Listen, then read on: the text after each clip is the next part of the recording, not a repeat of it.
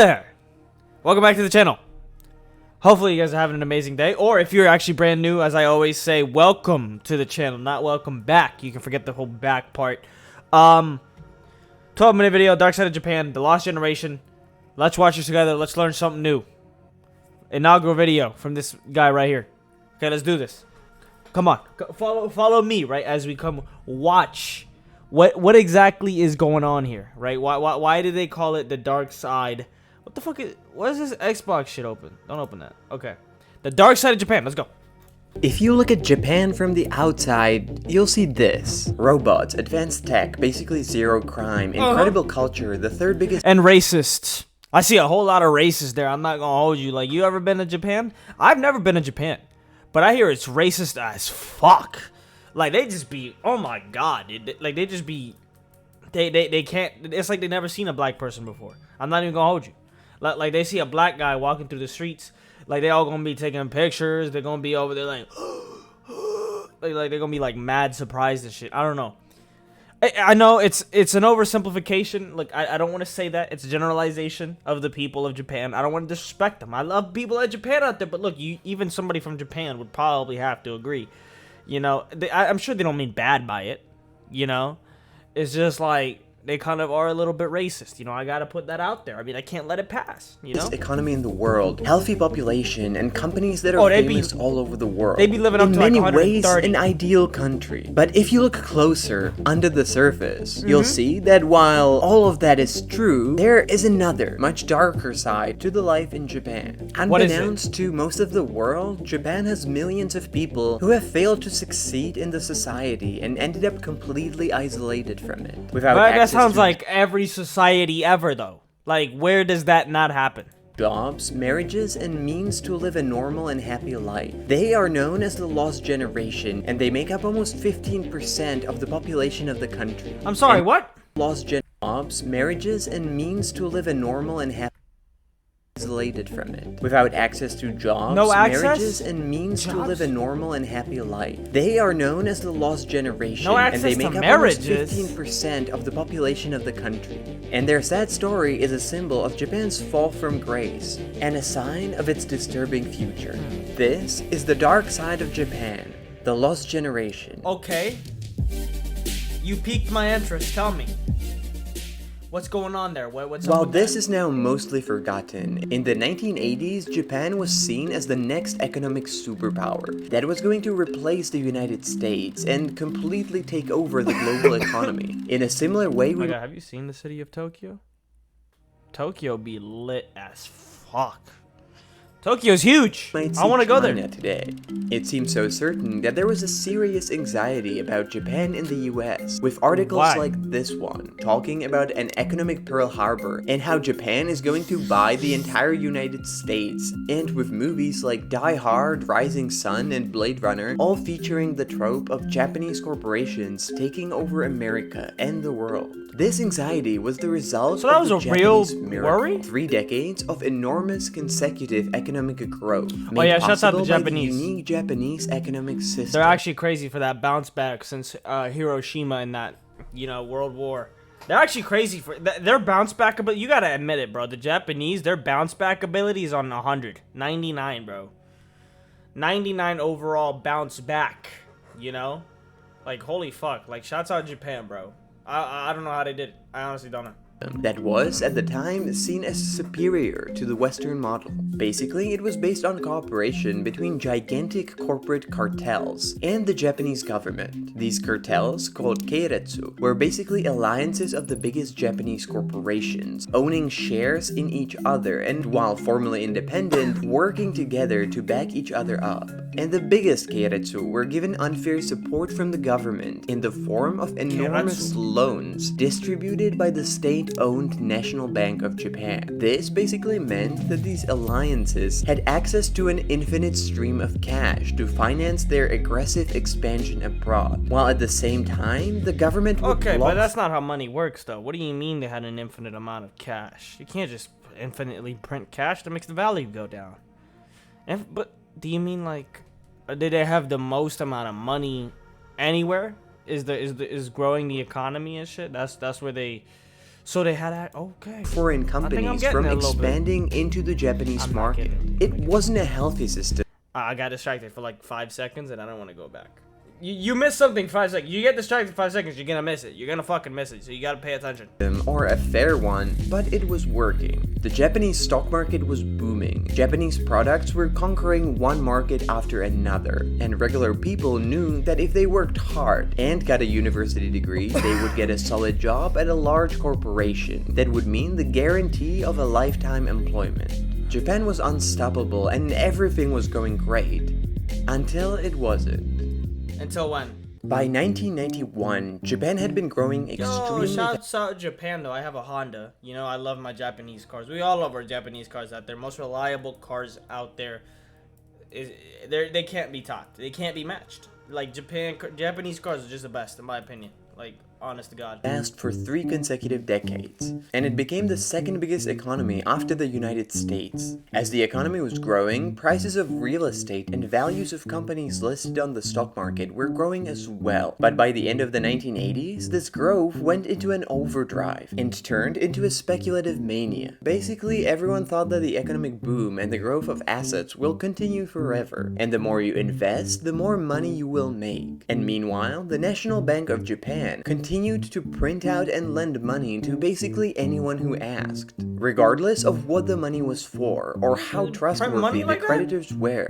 And then one day, the bubble popped. Well, won't that lead to hyperinflation or some shit? How does that work? I mean, I'm not the most savvy guy when it comes to economics, but Throughout the year 1990, the stock market fell by 43%, and real estate prices followed. The bursting of the bubble meant that regular people had much less money to spend, and that no one was willing to invest in Japanese companies anymore, leading to an end of the economic boom. On top of that, in the years after the burst of bubble, cracks in the Japanese system quickly began to show.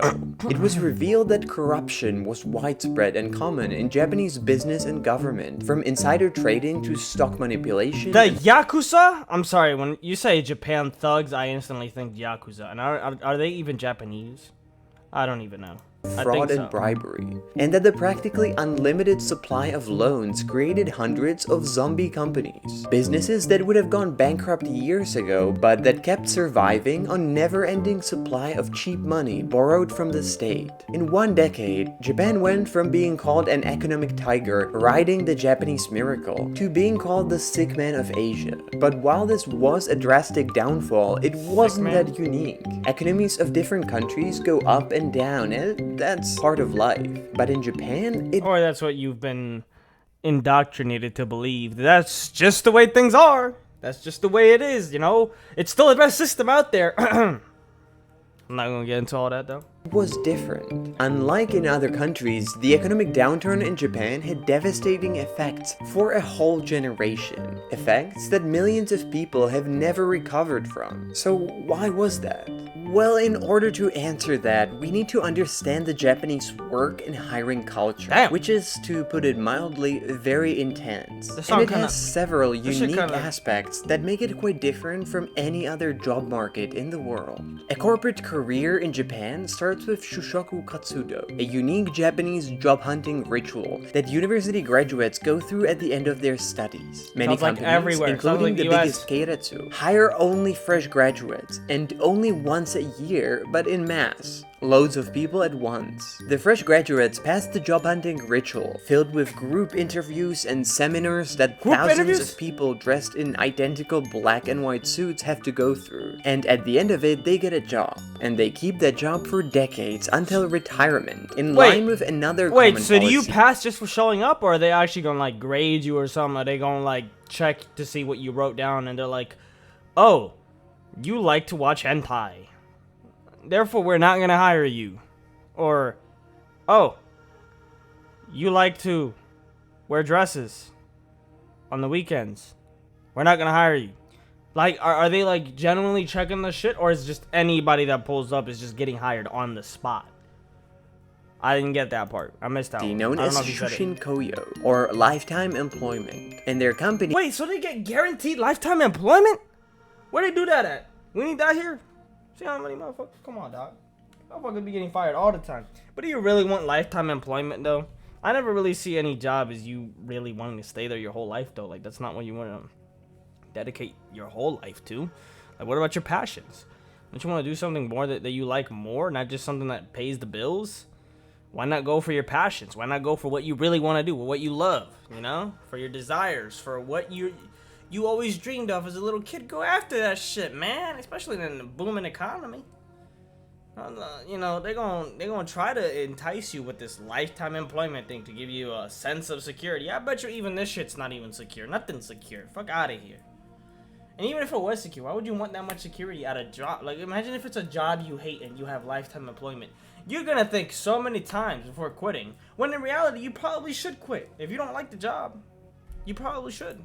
Will then only promote from within, a policy known as Shanai Shushin, grooming and cultivating their employees throughout their career to become future executives one day. These practices, which were basically the universal standard in the 1990s and are still very common in Japan to this day, bring stability, but they also create an incredibly rigid job market. If you want to get a good job, you have one shot after university, and once you are hired, you stick with a company for the rest of your career. But if you fail to do that, you are left out in the cold.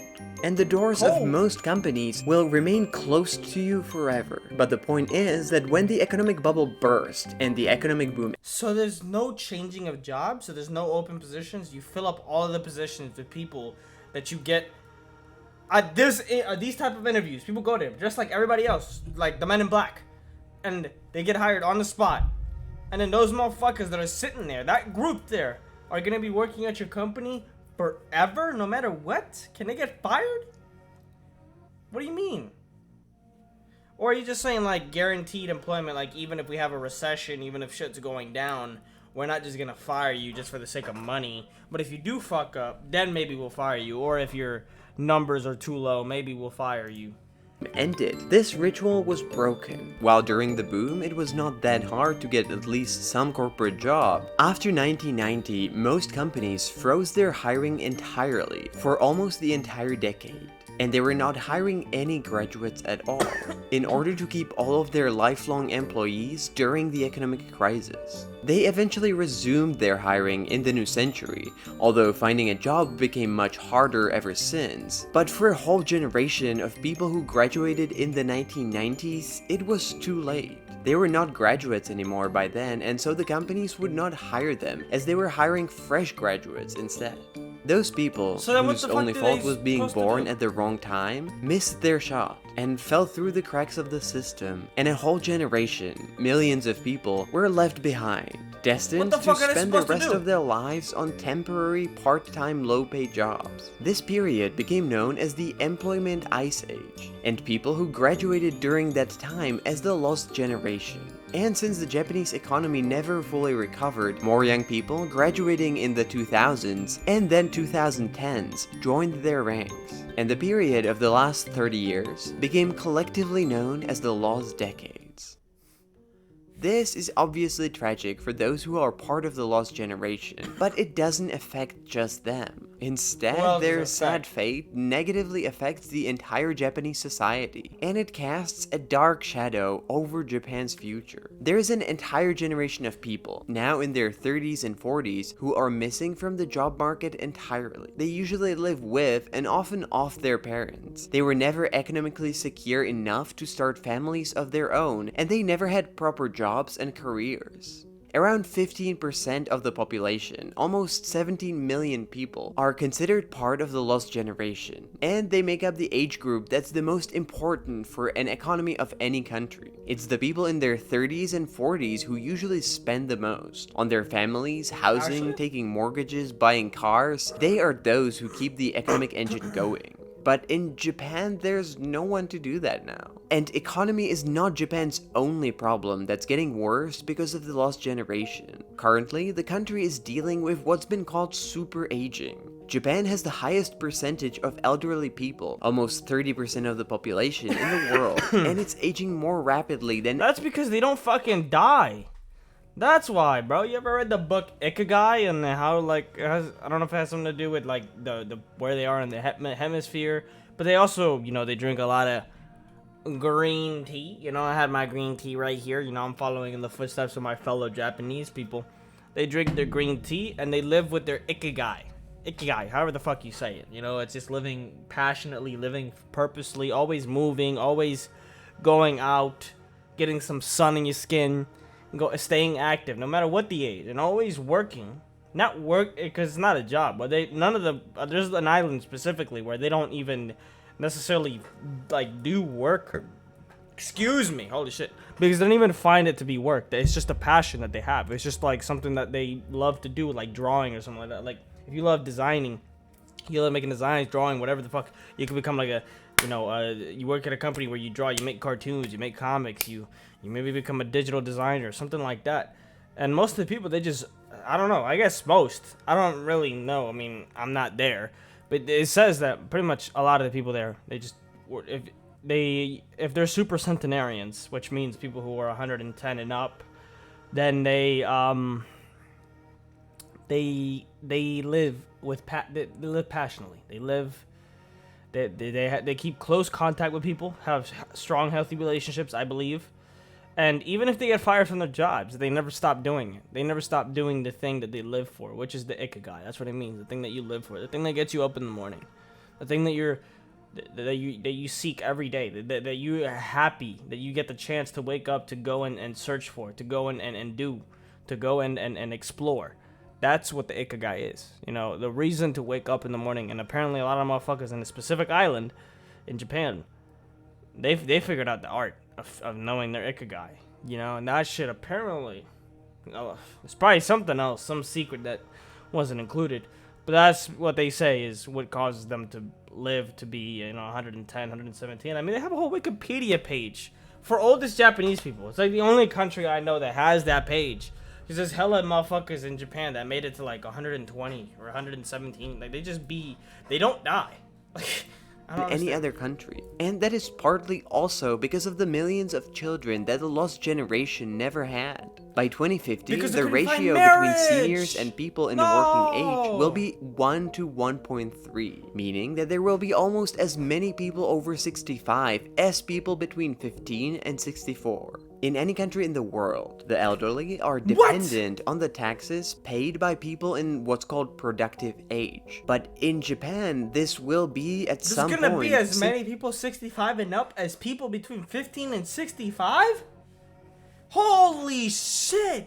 That's a lot of old people. No longer sustainable. And on top of that, the lost generation created another social issue that is becoming increasingly damaging to the survival of the Japanese society, the phenomenon of so-called hikikomori. These are Japanese men who have voluntarily decided to completely cut themselves off of society, and they're spending their lives in complete isolation, never leaving their house and not having any social contacts at all. That is unhealthy as fuck. Being completely financially dependent on I've done that. It's not fun. The first hikikomori were members of the original lost generation, men today in their 30s and 40s who could not fulfill the requirements expected from them by the Japanese society, get a job, climb the career ladder, start a family, and provide for them, and decided to give up entirely instead. But eventually they were joined by others from the younger generations as well, who, although they did have a chance to join the job market, just found it too stressful and competitive. Today, there is almost 1 million of these men in the Japanese society, with many more on the verge of joining them.